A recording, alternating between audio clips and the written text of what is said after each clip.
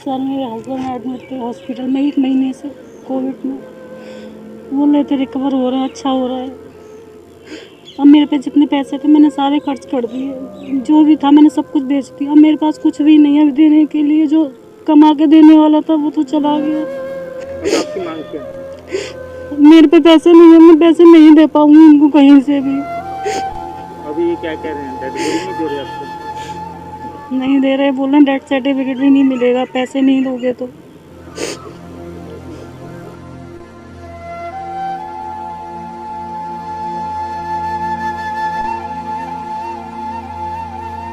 ਬਠਿੰਡਾ ਦੇ ਇੱਕ ਨਿੱਜੀ ਹਸਪਤਾਲ ਦੇ ਵਿੱਚ ਕਰੋਨਾ ਮਹਾਮਾਰੀ ਦੇ ਕਾਰਨ ਮਥੁਰਾ ਯੂਪੀ ਦਾ ਇੱਕ ਵਿਅਕਤੀ ਲੰਬੇ ਸਮੇਂ ਤੋਂ ਦਾਖਲ ਸੀ।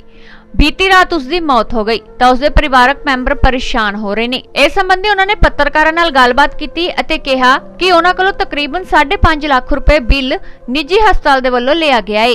ਉੱਥੇ ਤਕਰੀਬਨ 4.5 ਲੱਖ ਰੁਪਏ ਦਾ ਹੋਰ ਬਿੱਲ ਬਣਾ ਕੇ ਦੇ ਦਿੱਤਾ ਗਿਆ ਜਦਕਿ ਪਲਾਜ਼ਮਾ ਦੇ ਲਈ ਤਕਰੀਬਨ 1 ਲੱਖ ਰੁਪਇਆ ਅਲੱਗ ਤੋਂ ਦਿੱਤਾ ਗਿਆ। ਉਹਨਾਂ ਕਿਹਾ ਕਿ ਕੁਝ ਦਿਨ ਪਹਿਲਾਂ ਕਰੋਨਾ ਕਾਰਨ ਉਹਨਾਂ ਦੇ ਪਿਤਾ ਅਤੇ ਉਸ ਤੋਂ ਪਹਿਲਾਂ ਉਹਨਾਂ ਦੇ ਭਰਾ ਦੀ ਵੀ ਮੌਤ ਹੋ ਚੁੱਕੀ ਹੈ ਅਤੇ ਮਾਤਾ ਹੁਣ ਆਖਰੀ ਸਾਹਾਂ ਤੇ ਹੈ। ਅਜਿਹੇ ਦੇ ਵਿੱਚ ਹਸਪਤਾਲ ਨੂੰ ਦੇਣ ਦੇ ਲਈ ਉਹਨਾਂ ਦੇ ਕੋਲ ਕੋਈ ਪੈਸਾ ਨਹੀਂ ਹੈ। ਉਹਨਾਂ ਦਾ ਕਹਿਣਾ ਹੈ ਕਿ ਹਸਪਤਾਲ ਦੇ ਵੱਲੋਂ ਉਹਨਾਂ ਦੇ ਮ੍ਰਿਤਕ ਵਿਅਕਤੀ ਦੀ ਦੇਹ ਦੇਣ ਤੋਂ ਅਤੇ ਡੈਥ ਸਰਟੀਫਿਕੇਟ ਦੇਣ ਤੋਂ ਇਨਕਾਰ ਕਰ ਦਿੱਤਾ ਗਿਆ ਹੈ।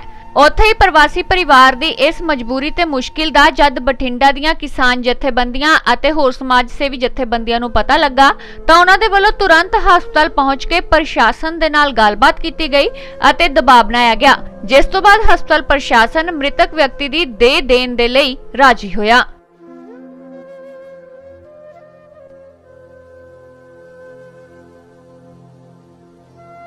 पंजाब मंगदा जवाब 13वां Housing for the houseless.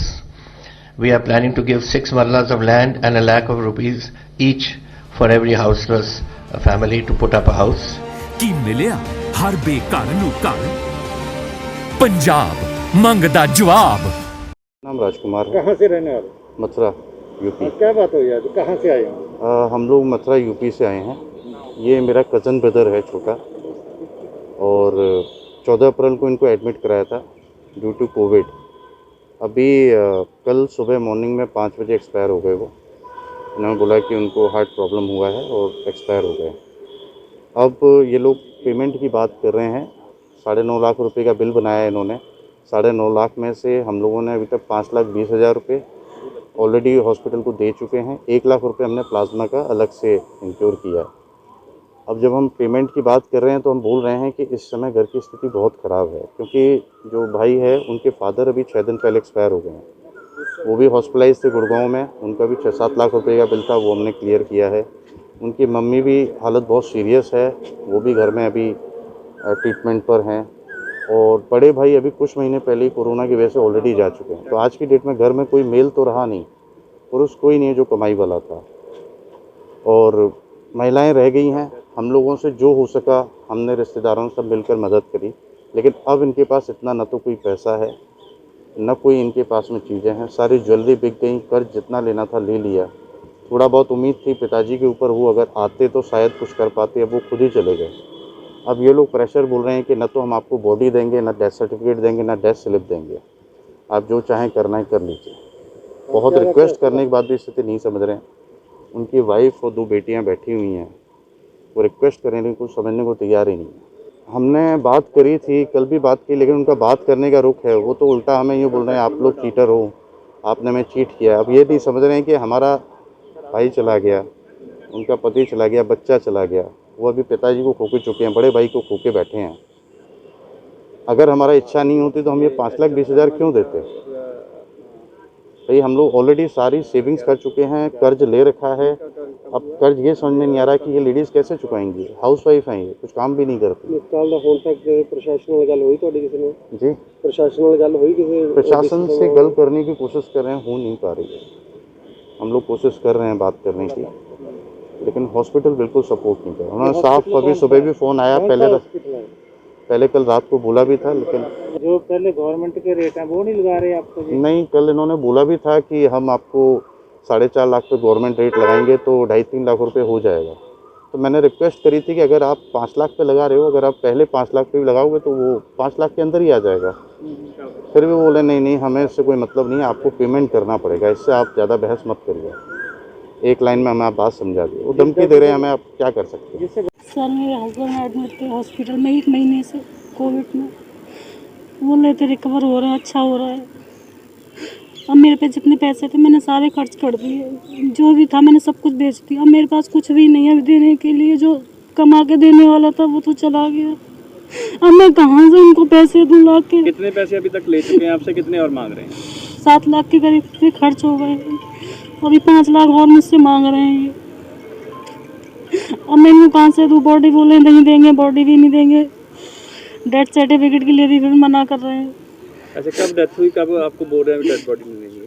तो मुझसे रात को परसों बोला था कि रिकवर हो रहे हैं, हम वेंटिलेटर हटा देंगे। सुबह मेरे को 3:30 बजे फ़ोन आता है, बोलते हैं हार्ट काम नहीं कर रहा। मुझसे जब से बोल रहे थे रिकवर हो रहे हैं, एंड टाइम पे मुझे धोखा दे दिया कि हार्ट काम नहीं कर रहा है। ख़त्म हो गए 5 बजे सवेरे कल। अब आपकी मांग क्या है? मेरे पे पैसे नहीं है, मैं पैसे नहीं दे पाऊँगी उनको कहीं से भी। अभी ये क्या कह रहे हैं, डेथ बॉडी नहीं दे रहे आपको? नहीं दे रहे, बोल रहे हैं डेथ सर्टिफिकेट भी नहीं मिलेगा, पैसे नहीं दोगे तो। हाँ जी, अपना की नाम है, की कहना चाहोगे जो हस्पताल? मैं सुखपाल ਸਿੰਘ ਸਰਾਂ ਜੀ, ਸਕੱਤਰ ਭਾਰਤੀ ਜਨਤਾ ਪਾਰਟੀ ਪੰਜਾਬ।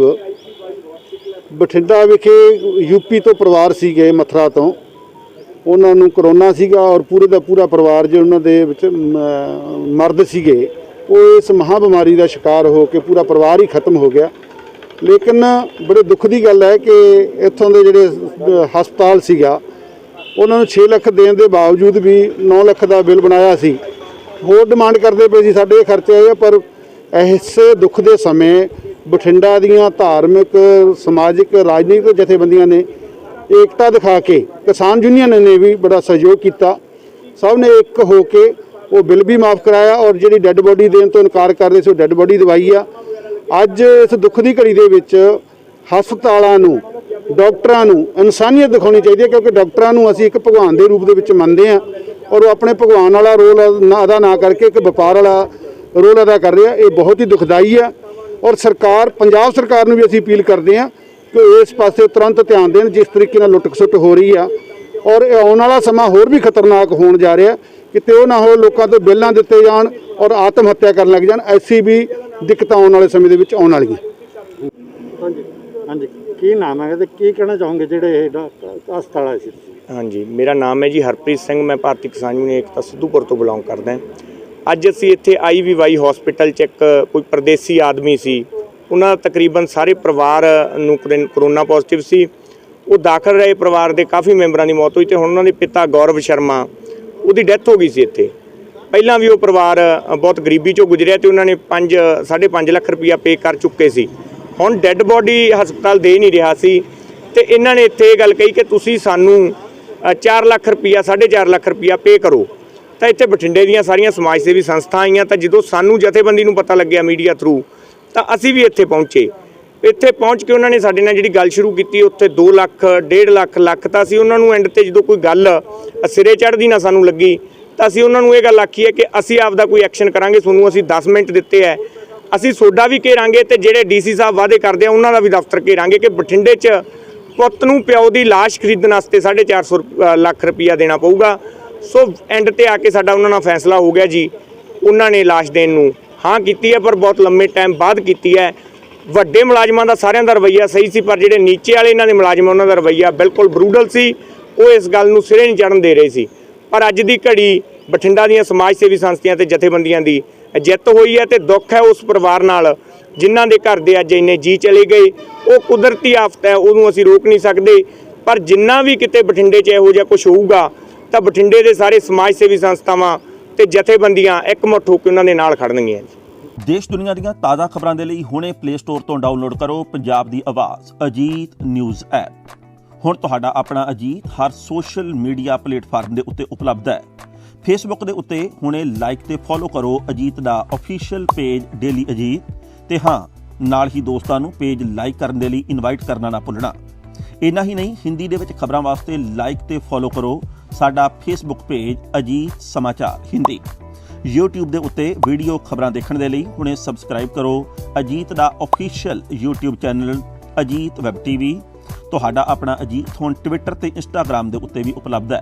ਟਵਿੱਟਰ ਦੇ ਉੱਤੇ ਖਬਰਾਂ ਦੇ ਲਈ ਫੋਲੋ ਕਰੋ ਡੇਲੀ ਅਜੀਤ ਤੇ ਇੰਸਟਾਗ੍ਰਾਮ ਦੇ ਉੱਤੇ ਖਬਰਾਂ ਦੇ ਨਾਲ ਵੀਡੀਓ ਦੇਖਣ ਦੇ ਲਈ ਫੋਲੋ ਕਰੋ ਬਲੂ ਟਿਕ ਵਾਲਾ ਸਾਡਾ ਆਫੀਸ਼ੀਅਲ ਚੈਨਲ ਡੇਲੀ ਅਜੀਤ। ਇਹਨਾਂ ਹੀ ਨਹੀਂ, ਅਜੀਤ ਦੇ ਵੀਡੀਓ ਹੁਣ ਤੁਸੀਂ ਐਪਲ ਟੀਵੀ ਦੇ ਉੱਤੇ ਵੀ ਵੇਖ ਸਕਦੇ ਹੋ ਤੇ ਨਾਲ ਹੀ ਅਜੀਤ ਅਖਬਾਰ ਦਾ ਡਿਜੀਟਲ ਐਡੀਸ਼ਨ ਪੜ੍ਹਨ ਦੇ ਲਈ ਡਾਊਨਲੋਡ ਕਰੋ ਅਜੀਤ ਈ-ਪੇਪਰ ਐਪ। ਤੁਹਾਡਾ ਆਪਣਾ ਭਰੋਸੇਯੋਗ ਚੈਨਲ, ਤੁਹਾਡੀ ਆਪਣੀ ਆਵਾਜ਼, ਪੰਜਾਬ ਦੀ ਆਵਾਜ਼ ਅਜੀਤ।